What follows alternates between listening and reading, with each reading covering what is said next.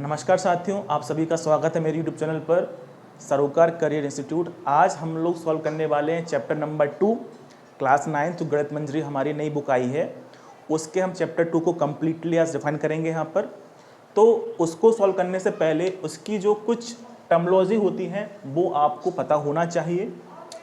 ठीक, तो चैप्टर का नाम क्या है? Introduction to linear polynomials. तो बात करेंगे कुछ की टर्मिनोलॉजी की। तो सबसे पहले जो टर्मिनोलॉजी आती है वेरिएबल, कि इसमें वेरिएबल्स क्या होते हैं। वेरिएबल, तो दोस्तों जब भी हम कोई भी क्वेश्चन करेंगे तो उसमें आपको कुछ वेरिएबल्स दिखाएंगे, जैसे कि x, y, z, हो सकता है ABC ऐसा कुछ देखने को मिले, या हो सकता है PQR ऐसा कुछ देखने को मिले। तो A से लेके Z तक के हमारे जितने भी अल्फ़ाबेट हैं उसमें आपको वेरिएबल्स देखने को मिल सकते हैं।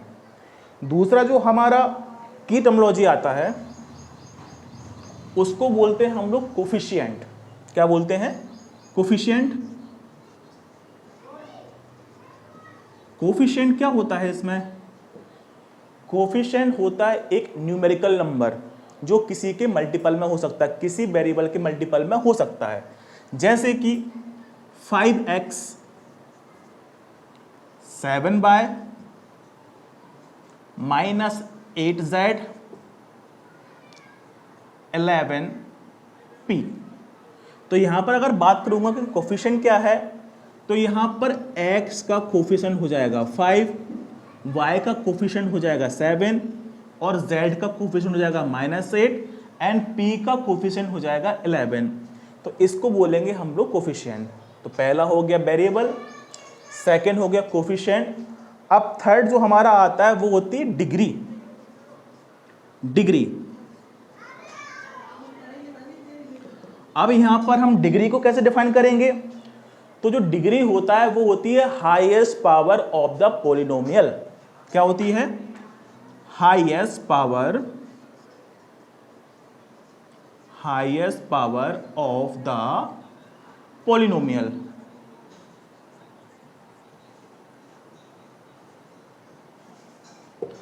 मान लीजिए अब डिग्री कितनी भी हो सकती है। अगर मान लीजिए कोई मेरी लीनियर इक्वेशन है, जैसे कि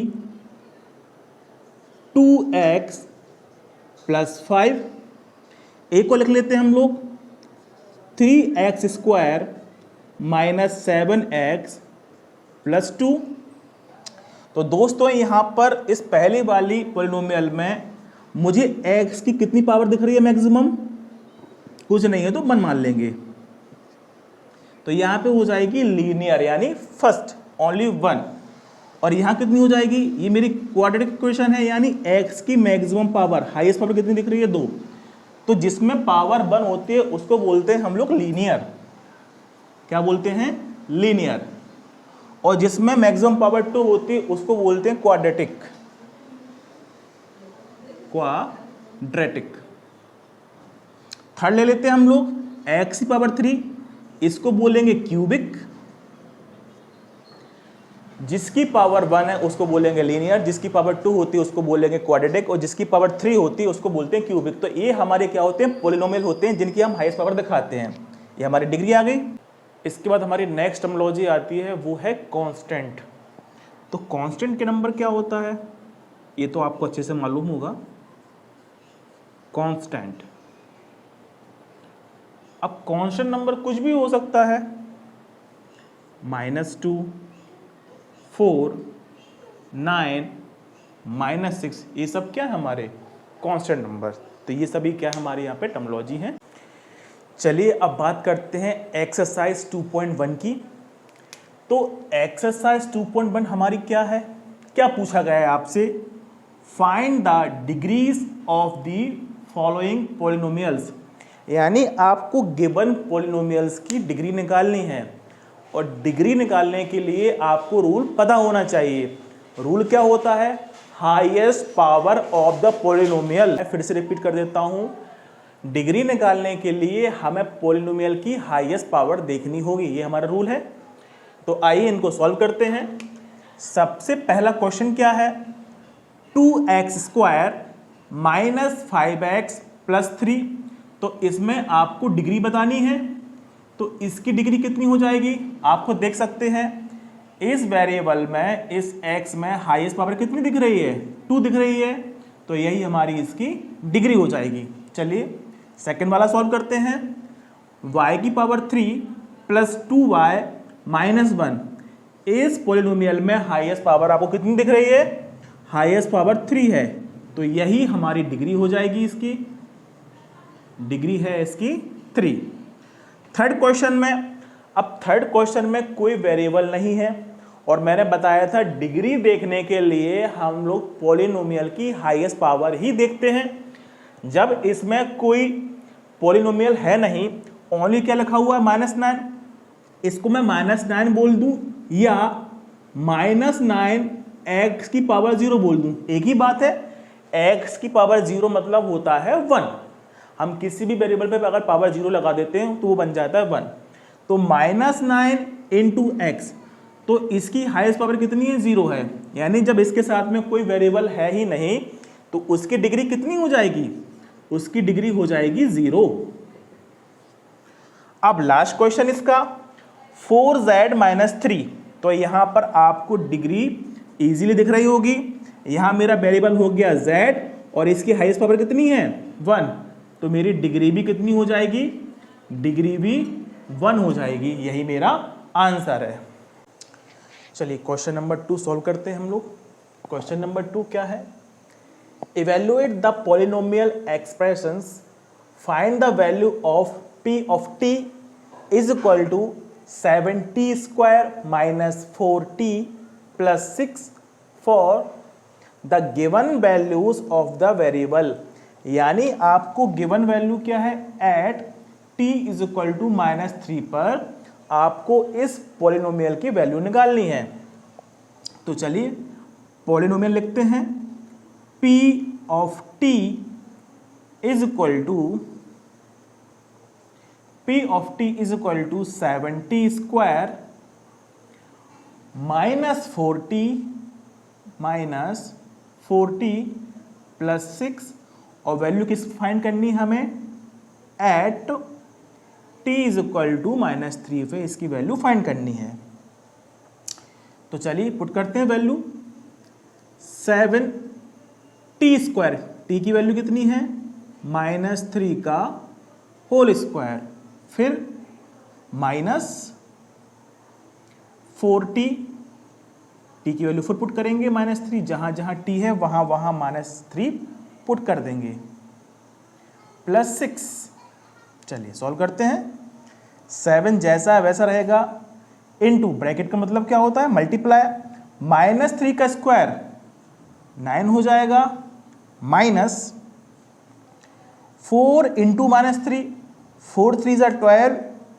don't forget to include the minus sign, तो हमें भाई नेगेटिव साइन भूलना नहीं है। एक माइनस बाहर बैठा हुआ है 4 के साथ में और एक माइनस ब्रैकेट के अंदर बैठा हुआ है, तो माइनस इंटू माइनस बन जाएगा प्लस। 4 3 ज़ा 12 प्लस का 6, 7 9 ज़ा 63 प्लस 12 प्लस 6, इन सभी को ऐड कर देंगे क्योंकि सेम साइन है। 2 और 3 5, 6 और 1 7 प्लस 6, तो यहाँ पे निकल के आएगा 75 प्लस 6 हो गया 81। ये हमारा आंसर। क्वेश्चन नंबर सेकंड का हम सेकंड पार्ट सॉल्व करेंगे। Given value at t is equal to 4 पर हम लोग फाइंड करने वाले हैं। सॉल्यूशन भी इसका सेम रहेगा। Evaluate the polynomial expressions, find the value of p of t. p of t is equal to 7t² minus 4t plus 6। अब इस बार हमें वैल्यू फाइंड करनी है at t is equal to 4 पर। चलिए वैल्यू पुट करते हैं, तो जहां जहां t है वहां वहां क्या जाएगा? 4। तो 7 ऑफ t² यानी 4 का स्क्वायर माइनस 4t यानी 4 आ जाएगा प्लस का 6। यहां पर 4 का होल स्क्वायर कितना हो जाएगा? 4 का होल स्क्वायर हो जाएगा 16।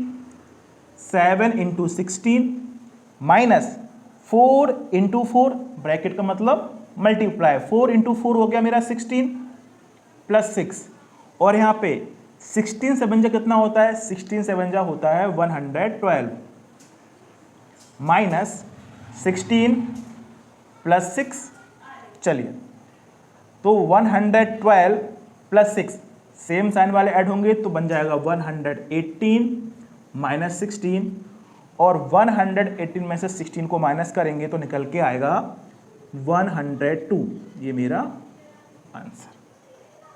चलिए अब हम क्वेश्चन नंबर 3 करने जा रहे हैं, जो कि रियल वर्ल्ड प्रॉब्लम है, सलील की एज के बारे में है।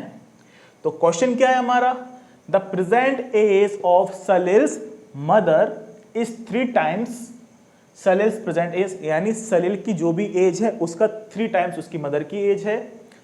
फिर बोला जा रहा है after 5 years their ages will add up to 70 years, यानी 5 साल के बाद अगर उनकी दोनों की एज को ऐड कर दिया जाए तो वो बन जाती है 70 years। हमें फाइंड क्या करना है, फाइंड देयर प्रेजेंट एजेस, तो सलील की और सलील की मदर की दोनों की हमें प्रेजेंट एज बतानी है। तो ऐसे क्वेश्चन में हम क्या करेंगे, मानेंगे लेट्स प्रेजेंट एज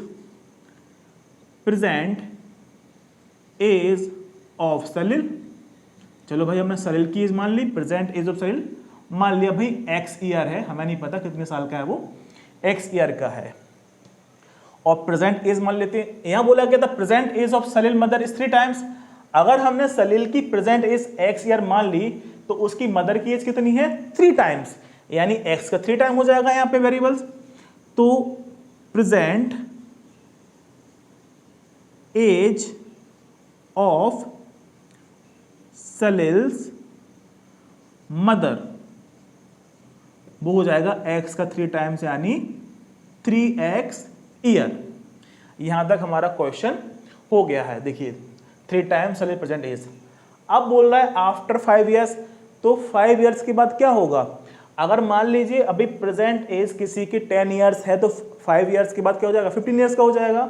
इसी तरीके से प्रेजेंट एज ऑफ सलील है x ईयर, तो 5 years के बाद हो जाएगा वो x प्लस 5, और उसकी मदर की एज अभी है 3x, तो 5 years के बाद हो जाएगी 3x plus 5 years।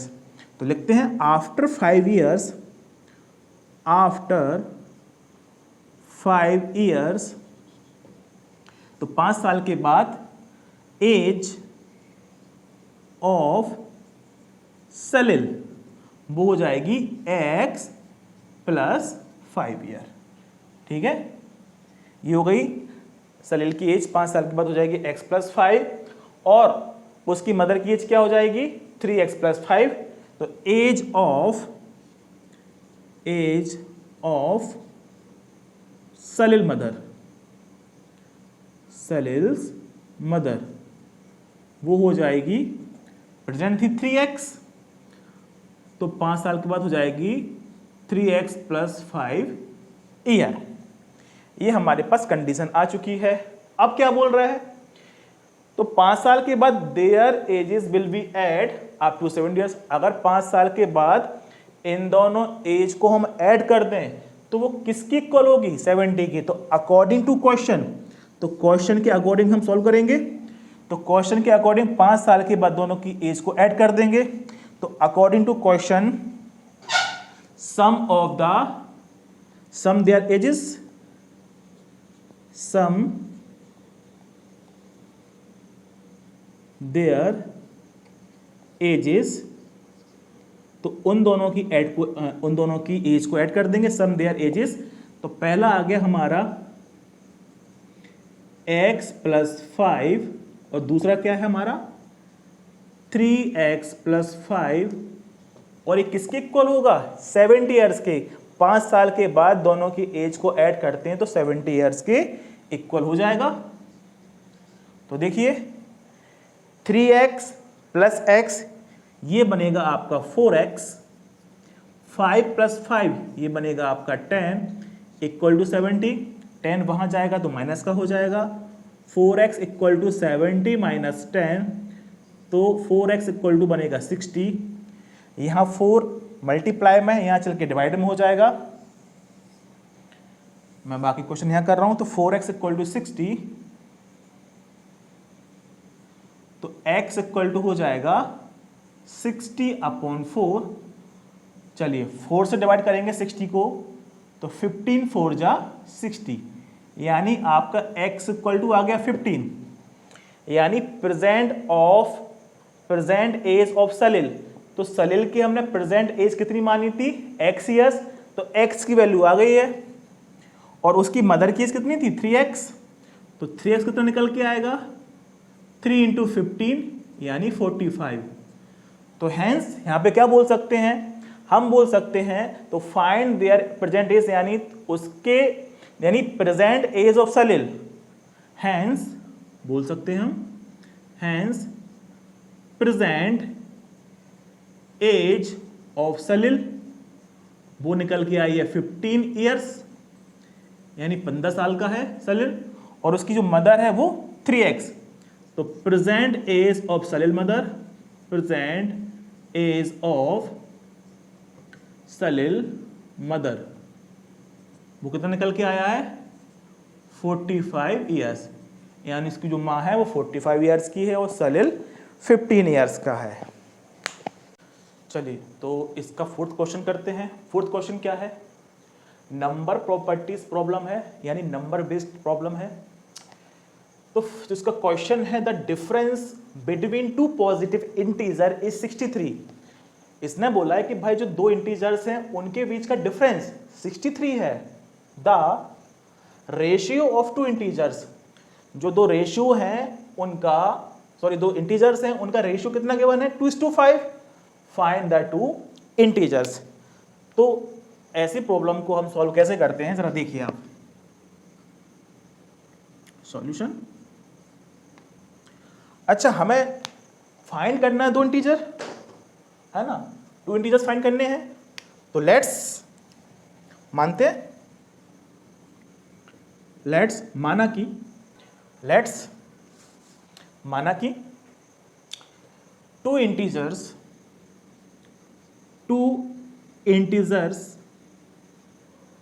let's two integers based on the ratio। अच्छा रेशियो के बेसिस पे मेरे दो इंटीजर्स कौन कौन से हो जाएंगे? बोला है ना 2:5। तो एक हो जाएगा मेरा पहला 2x एंड सेकंड हो जाएगा 5x। पहला हो गया 2x, दूसरा मान लिया हमने 5x, क्योंकि इनका रेशियो ही 2:5 है। तो let's two integers based on the ratio 2x and 5x। तो हमारे पास में तो रेशियो का ही है। अच्छा साथ में क्या बोला है? The difference between two positive integer is 63। इन दोनों का डिफरेंस यानी अकॉर्डिंग टू द प्रॉब्लम या अकॉर्डिंग टू द क्वेश्चन, तो क्वेश्चन के अकॉर्डिंग लिखेंगे, अकॉर्डिंग टू द क्वेश्चन। तो डिफरेंस है दो इंटीजर के बीच में, यानी 5x और 2x के बीच का डिफरेंस कितना गिवन है आपको? 63। तो लिखेंगे द डिफरेंस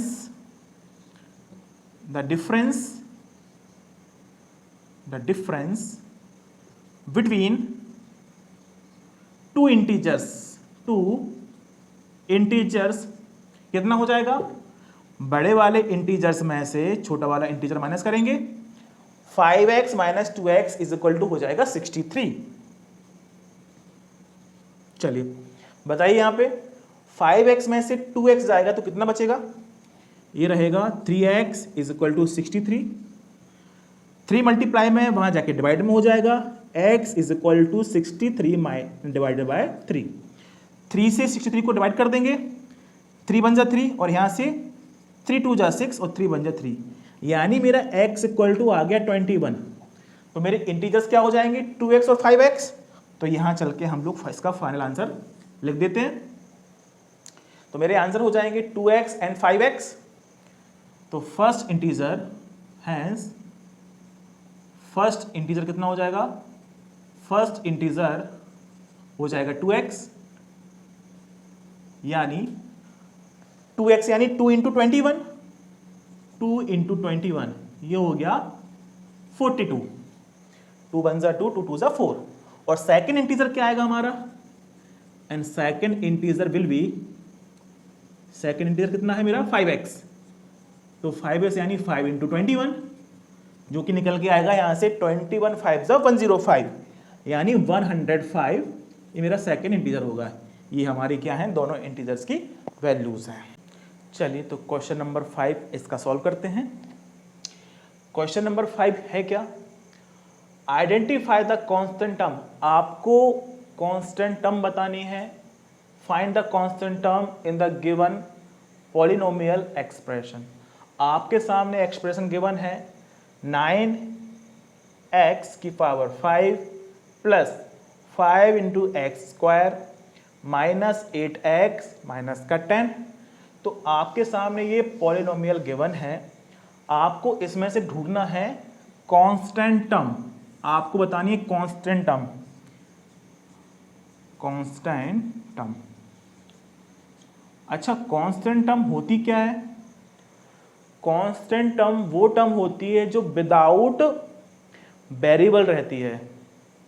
बात समझ में आ रही है, विदाउट वेरिएबल का मतलब क्या हुआ, A B C X Y Z P Q R, अगर उनके साथ में नहीं है, अकेले है कोई नंबर, तो वो होती है हमारी कांस्टेंट टर्म। मेरी बात ध्यान से सुनिए आप लोग, कांस्टेंट टर्म वो टर्म होती है जो X Y Z P Q R S या ए बी सी के साथ नहीं होती, अकेली होती है, तो उसको बोलते हैं हम लोग कांस्टेंट टर्म। तो यहाँ पर वेरिएबल, यहाँ पर वेरिएबल, यहाँ वेरिएबल, वेरिएबल के साथ में सब क्या लगे हुए, कोफिशिएंट। लेकिन जो हमारा 10 है वो अकेला बैठा हुआ है, उसके साथ में कोई भी वेरिएबल नहीं है। अच्छा, अगर कोई भी वेरिएबल नहीं है तो क्या हमारा आंसर 10 हो जाएगा, नहीं, उसके साथ में माइनस भी लगा हुआ है। Don't forget to include the negative sign, तो आपको नेगेटिव साइन भूलना नहीं है। तो हमारा कांस्टेंट टर्म क्या रहेगा, ये माइनस का 10, यही हमारा क्या है आंसर। के बस आंसर ढूंढना था कि भाई आपको इस पॉलिनोमियल में कांस्टेंट टर्म बतानी है, जो हो जाएगी माइनस का 10। Thank you.